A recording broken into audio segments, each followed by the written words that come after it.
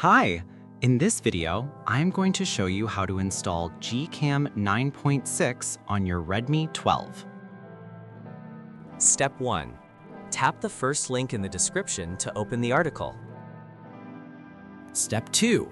Scroll to the download section and download the GCam APK file. Step 3.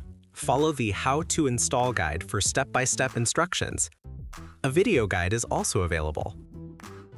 That's it. Don't forget to visit the article for complete instruction in APK file. Lastly, here's some GCam versus stock camera app comparison.